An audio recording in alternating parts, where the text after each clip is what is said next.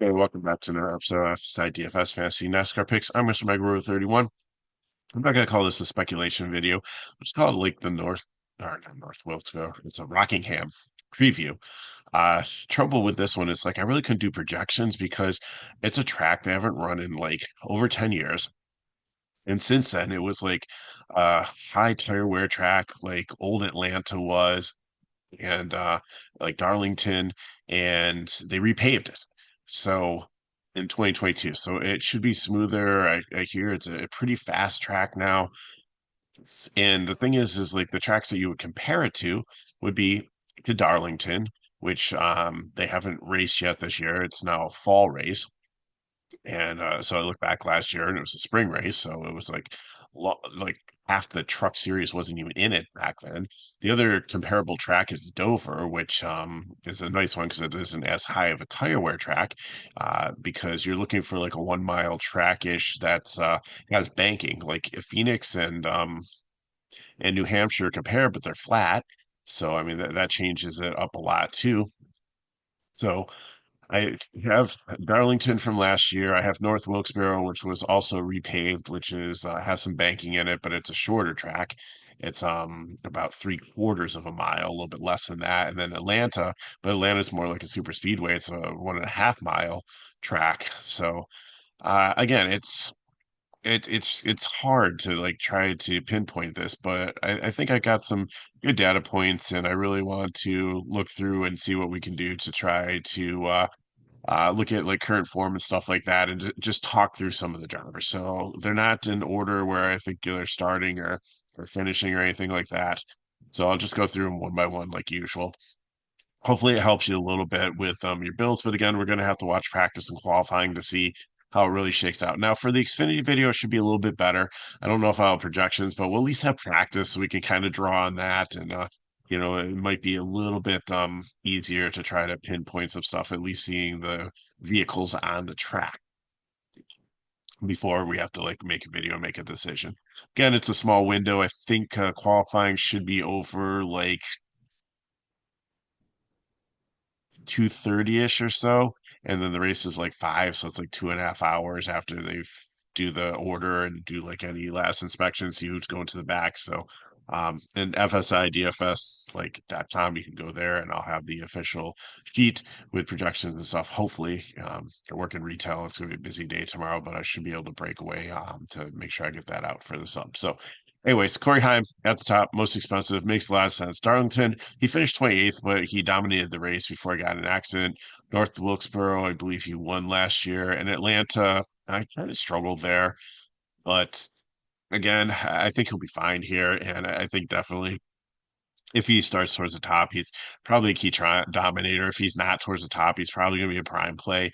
He's just like more talented than the whole field here. You've got a couple Xfinity drivers that are in the field here, and Sammy Smith and Brandon Jones, but you don't have any Cup guys here. No like real ringers or anything like that. So I think Heim is probably one of the most talented, if not the most talented driver in the field.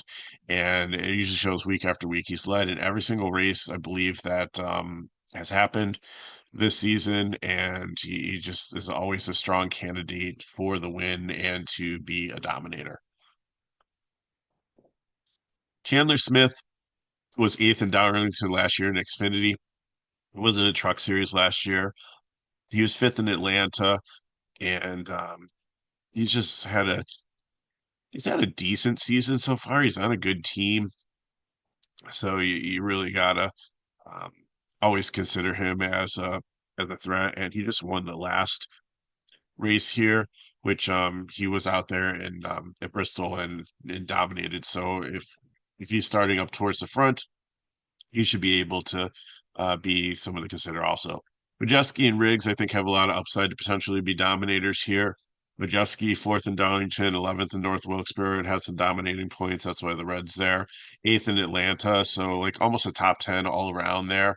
Um, could be a prime play, could be like turn into a purple dominator, depending on how these other three shake out. If they're going to be further on down in the field, then they're obviously not going to be like a primary dominator. They might be a secondary one, but they're probably going to turn into like a cash play or a prime play. for me. I definitely like Majeski over Riggs, but Riggs third in North Wilkesboro looked pretty good there. Hemrick, I think, is going to be into consideration for cash here. He's been GPP, but I don't know. Maybe he again. It's all going to practicing qualifying here. Might be more of a GPP play than the cash play, but I kind of like him.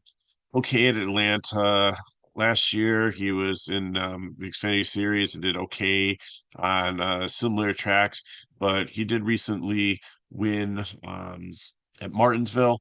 But it's not. He only led like the last 5 laps of that one, so I think it was more like strategy. But you know what? He was there.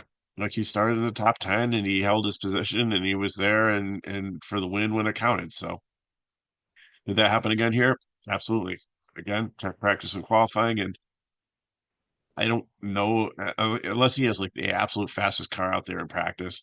And I think there's going to be a little bit of fall off there if you know as long as his like 10 lap average and everything looks sound, then I think you can consider him. But we'll have to see on that one. Enfinger, I really like also as a dominator. Darlington struggled a little bit, 16th there, but North Wilkesboro number two, and he just really seems to be uh, one that can get up there and lead laps and be a dominator. So between him, Smith, and Heim, I think those are probably the primary dominators. Again, unless like Majeski or somebody gets up there and gets the pole and looked really good in practice, then that might change them. But I think those are the primary ones there. And then Ankrum, I think, has some upside here. He was one of the dominators at North Wilkes-Barre, led a bunch of laps, third in Atlanta.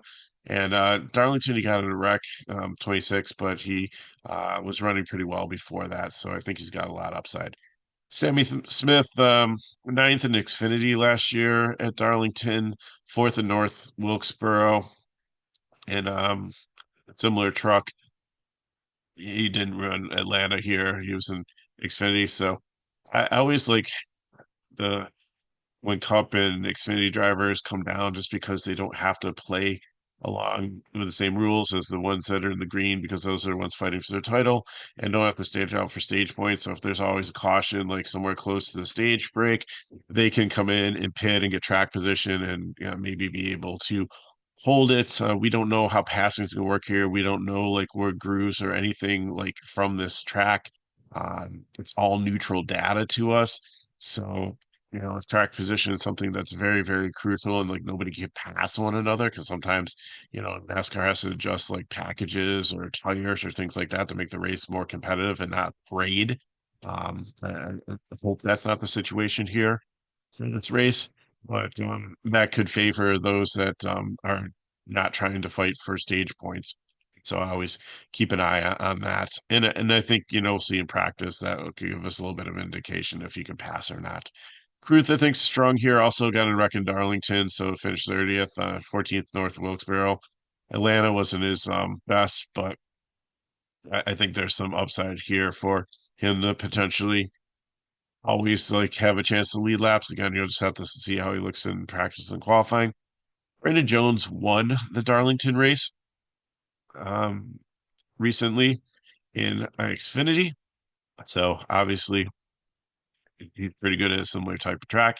He's always very volatile, so that's why I give him a BPP here. He's in a good truck and everything. So again, we'll have to see if he's out there on the pole. Then I could maybe consider him a purple like primary dominator. But again, we'll just have to kind of wait and see how he comes out. Caden Honeycutt has had a really solid season, sixth in Atlanta. Ran really well up there. Again, if it's going to run similar to that track again, it's going to be different with having like the length of the track. I think he can definitely be in play for a cash play. Parker Klingerman, veteran, actually has a win at Rockingham in the old track. And usually when he comes up to the truck series in this truck, he's a solid one. So I'm going to list him as a prime play because he's someone that I'm really going to keep my eye on as someone with experience that could do really well here. And he's another one that doesn't have to play by the whole stage point rule. That could be an advantage for track position and could lead to a really decent day for him, either as a dominator or place differential. Rhodes and Friesen, I think, are solid in the cash range here. Rhodes was third in Darlington. Friesen did really well in Atlanta. I think both are having solid seasons and nothing spectacular. Like they're not elites, but they're not bad. They're just kind of like what you look for in cash. Like they have floor, and you just have to see how they do in practice and qualifying. Crafton is going to give a GPP here. Well, Darlington and Rec. All the other numbers are in the 20s. Like he just seems to be a little bit off this season. I just can't put my finger on it. So that means he's going to go out and win at this race, obviously. But I had no objection to playing him. I like him. I think he's a decent driver. Obviously, he has a lot of experience, and he might have raced on this track. He's been around so long previously, but again, it's going to be a completely different experience with the repave. Corey Day, I mean, Spire Trucks is it's a really good truck here. And he's another one that just kind of pops from series to series selectively where he's going to race. He's in great equipment. He's got some talent. We'll just have to see how it shakes out. He'll list him as GPP, but if something changes in practice and qualifying, could compel me to make him a cash play. Don't see him as a dominator unless he's like um, starting on the pole, but then I'd see him as maybe an upside dominator than a um, primary dominator. Uh, Giovanni, same situation here. I think it's very comparable plays.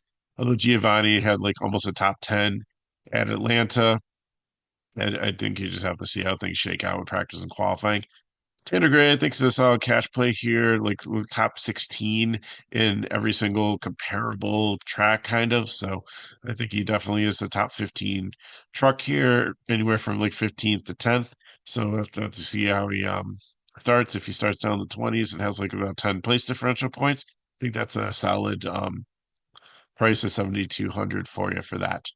Jake Garcia, I'm gonna give him a prime play here just because he usually starts deeper in the field and he was a top 10 in Atlanta.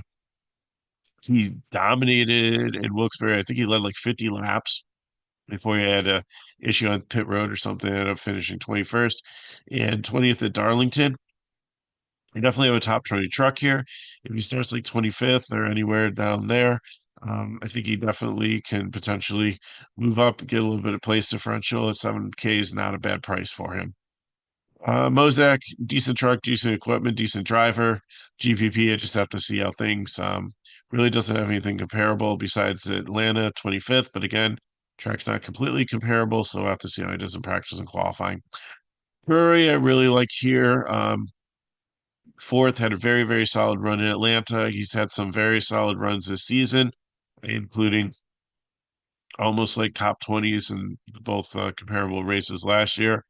And he's just one that usually starts probably around maybe 30th to 25th and has the potential at the a decent price to not have a horrible day, get you possibly 5, 7, 8 place differential points. I think that's pretty solid for 67. Matt Mills, if Curry like qualifies way too far up, then Mills, I think, is a kind of the same story here. 11th at Darlington, 18th in North Wilkesboro last year, 13th at Atlanta this year. Solid, solid, solid finishes for him in this truck and for this driver at 6,500. That's definitely a cash play. The floor is there. And he might become the prime play over Curry, depending on where Curry starts, or if Garcia or Klingerman are become like dominators or like don't look like they're going to become plays. I think Mills could very easily become a prime play. Woods a GPP, he's almost falling into like the Harrison Burton, Drew Dollar, Joe Graff Jr. See at the table there where they're disappointing after disappointing. I don't really have the fade on him yet, but GPP for me. These newer drivers, Phineas, Perez de Laura, and Sutton, and the Rackley one. They had some decent results in Atlanta, but like no real like data for them. I think they're solid plays, but again, you're gonna have to check out their practice and qualifying numbers. Timmy Hill's a solid cash play here, 13th in Darlington, 26th in North Wilkesboro. Um, I don't believe he raced at Atlanta this year, but he's always like a solid cash play with floor down here. Brenninger and Munoz, it's going to be a new experience for them. We'll have to see how they're doing. You're probably looking at like a truck that's around 25th position, so you have to see where they end up qualifying. And if they qualify below that, then there's a little bit of place differential. I think you can play them. Spencer Boyd with two top 20 finishes. Like if you take North Wilkesboro out of there, um, pretty impressive for him at 5,500. I think he's like one of the most solid punts down here, besides Timmy Hill. So, if you're looking for to try to get a lot of the more expensive 10K drivers, like multiple ones in your lineup, then I think Timmy Hill and Spencer Boyd are going to be some solid value plays for you. Bird and Dennison, I think, are GPP punts. And I really don't want to touch Mazzoni, Carroll, or Benning. They're all going to make the race because there's only 35 trucks and they usually field 36. I fear some of these ones, like we don't have the start and park like we used to back in like 2017, 18, and 19, which is so frustrating where these guys would go out there and they look like they'd be great place, differential place, and they go out and run like 10, 15, 25 laps, keep the truck clean, pack it up, take the check, and then try to put a bunch of checks together to get to keep getting like sponsorship and have money to keep on going and running races to get more checks. And maybe eventually one race they really thought they had a chance. They might actually try to compete, but for the most part, they were just collecting revenue to be able to keep their program going and keep their sponsors happy being out there riding around, being seen for about 25 laps before they park it out of the hauler and call it a day. Is that going to happen to any of them? No. Do I fear that they're going to have multiple laps down? Yes, I just don't have a great feeling about them. So again, this is kind of the end of the preview. Xfinity will be a little bit better having the practice data, but again, I just want to kind of throw something out there for you just to try to help you out. Just talk through the slate. So that's what I got. So hope you have an amazing weekend here. And remember, there's no Cup video this week because they're off. So it's just going to be Truck and Xfinity at Rockingham. And the next week we have Talladega, where I believe all three series are back there. So thanks for watching. Appreciate it. If you have any questions, put them in the chat below. Hit me up at MegaRotor31 on X or Twitter, or go to the description of our video, go to our FSI DFS website, get in our Discord, and you can friend me there also. We can talk NASCAR, and I really have all the people that I've met through social media and interact with on a weekly basis, trying to answer questions. And if you have some unique insight onto Rockingham or anything or thoughts on this, then put them, help out the rest of the community here too. So I appreciate that. So thanks for watching. Good luck in your contest. You know how to get a hold of me. Try to get the Finity video out tomorrow night. And I'll see you next time.